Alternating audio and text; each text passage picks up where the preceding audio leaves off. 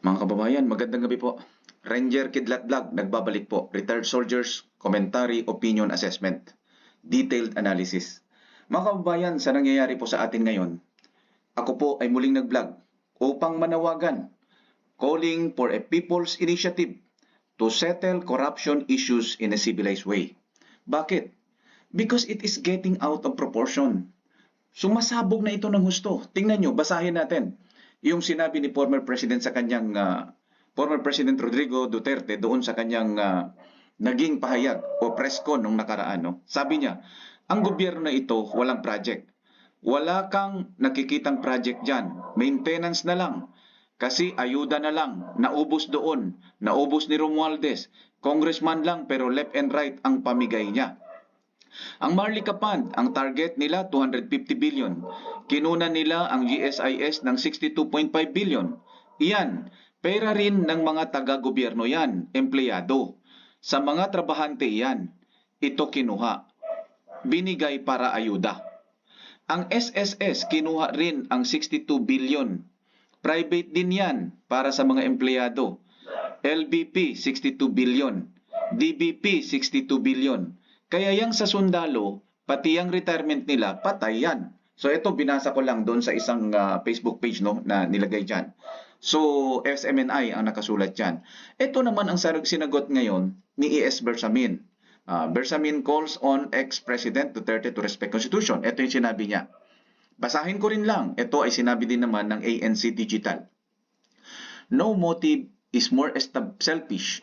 No motive is more selfish than calling for a sitting president to be overthrown so that your daughter can take over. And he will go to the great and evil lengths, such as insulting our professional armed forces by asking them to betray their oath for his plan to succeed. Lucas Bersamin. So tingnan niyo mga kababayan, it's getting out of proportion already, no?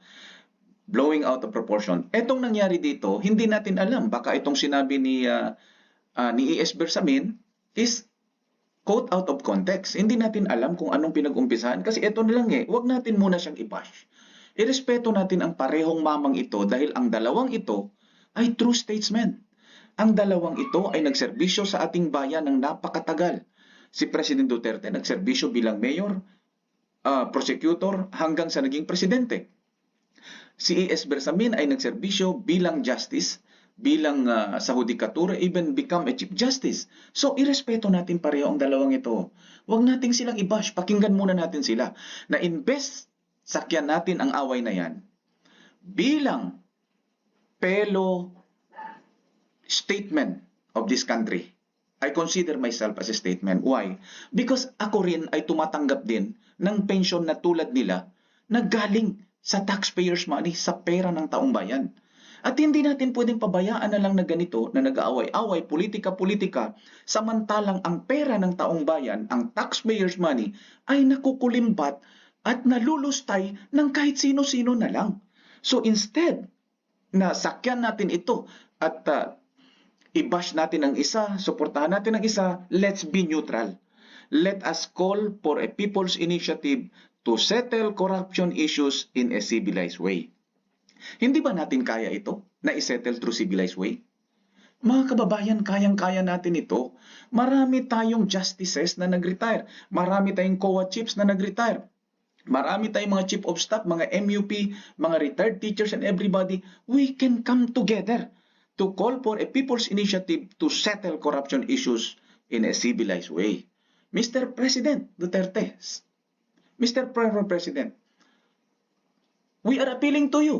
Nanawagan ka rin lang ng ganyan. May sinabi ka na ganyan. Maybe you can provide us with those, yung proof niyan. And that is why, instead of going to dito sa mga media at magpa-press con at mag-away-away dyan sa media, nai-stress ang mga taong bayan, hindi ba bilang mga statesmen ay dapat magkaisa tayo at ilagay natin ito sa tamang forum and then settle corruption issues in a civilized way?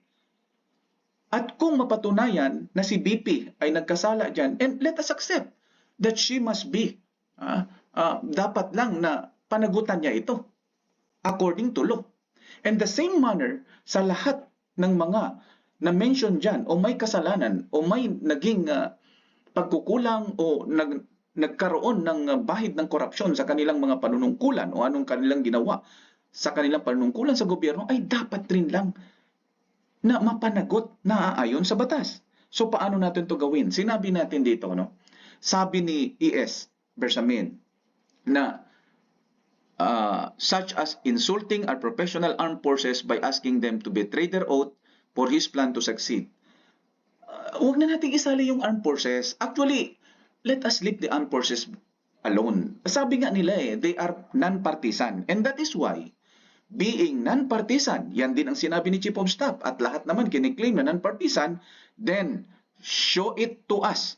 Armed Forces of the Philippines, show us that you are non-partisan. Why? Because here it is. Detailed Analysis Opinion Assessment, DOA.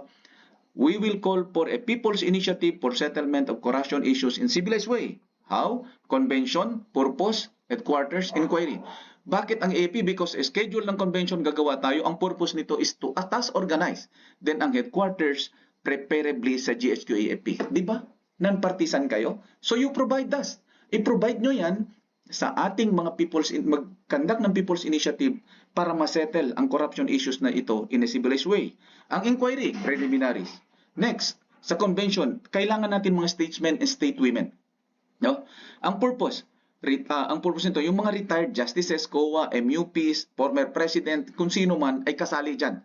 So, ang headquarters niya, ang O-Club, kung pwede dyan sa GHQ. Then, ang inquiry proper, syempre, jury type, kung pwede, no? Yun ang suggestion lang ito. And we are calling for this. Ako, nangunguna na ako. Mr. President, Mr. ES, kung pwede po, Mr. Executive Secretary, pag-isahin na po natin ito. This is a statesmanship. Kung talagang ang gusto nyo ay maayos ang ating bayan, ito na ang gawin natin. Huwag na tayong mag-utak kalye na papuntahin ang ating mga kababayan dyan sa EDSA, sa kalye, wherever. Gawin na natin ito. Kaya natin itong isolve sa pamamagitan ng civilized way. Statesman naman kayo. Hinahangaan namin kayo. Then help us achieve this. Okay lang ba sa inyo? So, mga kababayan, even the armed forces, no? Sa lahat ng member ng armed forces, if you feel, kung alam ninyo na kayo ay hero at talagang non-partisan kayo, show us, help us. Ipakita nyo, magsuot kayo ng flag, that you love this flag, and you are supporting itong People's Initiative to settle corruption in a civilized way. Tingnan natin kung talaga bang non-partisan at maayos tayo. Because nakakahiya, magsuot tayo ng uniforme, sinasahuran tayo ng taong bayan, taxpayers' money, and then partisan pala tayo. Ngayon, hihingin namin sa inyo kung talagang non-partisan kayo, help us call for this.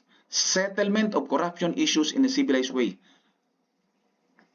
Sa pamunuan ng Armed Forces of the Philippines, sa pamunuan at sa lahat ng mga kasundaluhan, we are appealing to you. Let us together call for this. Dahil hindi naman ito masama. It is non-partisan. Kasi nauubos ang pera ng taong bayan habang ang politika ay nag-aaway-away dyan. Natatago ang kalukuhan ng korupsyon habang hindi natin ito nasosolve at nasesettle. Isettle na natin ito once and for all. So ano? Government, COA, PS COA, People Sovereign COA ang purpose niyan. So ang funding niyan is government, COA, no? Then headquarters, yung venue ng O-Club. Halimbawa lang ito, purposes of fairness ang gusto natin. Kasi nagrereklamo din naman yung iba na parang kangaroo court na yung nangyari doon sa Quadcom. Parang na, kasi tingnan nyo naman, ang mga dating NPA, pinapakulong yung mga pulis. Ganyan na ba tayo ngayon? Tingnan nyo, konting galaw, contempt. Bakit hindi natin ilagay sa tamang forum na lang ito? Tatawag tayo ng People's Initiative for Settlement of Corruption Issues in Civilized Way. Nananawagan ako sa inyo bilang kasama ninyo, bilang dating member ng Armed Forces who retired na tumatanggap ng pensyon mula sa pera ng taong bayan. Nararapat lang, it is our moral responsibility and obligation to the people to protect their interest, to protect their money. Kung kaya't nananawagan ako ng tama, walang pabor-pabor, alisin natin ang politika dito. Accountability. So sanction, dapat masanction yan properly in accordance with law and to be exonerated kung talagang walang kasalanan. Venue, yung O-Club pa rin, retired judges as juries. Pwede natin gamitin ang dami nating retired judges. Magagaling ang mga yan at walang pabor-pabor yan. And next, syempre, unity and reconciliation afterwards. Kailangan natin ng unity and reconciliation. Hindi tayo pwedeng manatiling ganito. Lagi na lang tayo nag-aaway-away. Ang politika na yan, wala nang pagkatapusan. Pagtulungan natin ito. Secure taxpayers' money ang purpose nito. Kasi utang natin ito sa kanila. Alam nyo ba na ang korupsyon ay napakahirap niyan? Alam nyo ba na mas masahol pa yan sa rape? Masahol pa yan sa panggagahasa? Masahol pa po yan sa mass murder? Masahol pa po yan sa genocide? Because, alam nyo po kung bakit? Dahil kahit ang mga batang hindi pa pinanganak, may utang na. Try to imagine that. Mga kababayan, please, I'm appealing to you, the armed forces, all the statesmen and women, retired justices, COA, MUPs, pagsamahan po natin ito. It is our moral responsibility and obligation to our people to settle this once and for all. Huwag na tayong maging utak-kalye. Nakikita natin dyan, nandyan na naman, mag-edsa-edsa na naman, walang kwenta yan. At magiging utak-kalye na lang tayo. Alisin na natin ang pagka-utak-kalye. Let's settle this corruption issues in a civilized way. If you believe you are civilized, then let's do it. And of course, let us set aside politics dito. Alisin natin ang politika. Walang politika rito. And of course, full media coverage ito para makita ng taong bayan. Mr. President, former President, if ever si BP ay nagkamali dito, ito ay isang hamon sa inyo na kailangan niya itong harapin at pagbayaran if ever. And of course, not only BP, dapat lahat. Dito gagawin nating fairness. So hindi ako magtagal na magbigay ng ganito. This is, again, sinabi ko na hindi na ako mag-vlog, but this time, I have to vlog again for the Filipino people. Hindi masarap tumanggap ng pensyon, ng pera ng taong bayan na hanggang ngayon na hindi man lang natin sila pinoprotektahan. Armed forces, you are receiving entitlements and salaries from the taxpayers' money. It is your moral responsibility and obligation to solve these issues once and for all. People's Initiative for Settlement of Corruption Issues in Civilized Way. Siguro naman maliwanag ito. Mga kababayan, muli po, Ranger Kidlat, isang retiradong opisyal ng Armed Forces of the Philippines, nakikiusap. Tanungin nyo kung sino ako. Isa po akong retirado at tumatanggap ng pensyon at nararapat lamang na pangunahan natin itong People's Initiative for Settlement of Corruption Issues in Civilized Way dahil it is our moral responsibility and obligation to our people. Lalong-lalo na sa ating next generation. Hindi tayo pwedeng manatiling ganito. Hindi pwedeng dahil lang sa politika may nakakatakas sa korupsyon. Dapat lahat managot and afterwards, let's unite and reconcile. If and when na-reconcile na tayo, then hindi pwedeng merong ligtas dito ha. Pag may korupsyon ka, dapat managot ka. So, kung sino man ang kakalaban nito, nasasabihin sino ako or ganito or whatever, mga kababayan, tingnan nyo kung sino ang mga yan. Yan yung protector ng mga korap. So, kung hindi kayo protector ng korap, government agencies support this. President of the Republic support this. Everyone else support this dahil ito yung tama na dapat natin gawin. People's Initiative for Settlement of Corruption Issues in Civilized Way. Magandang gabi po.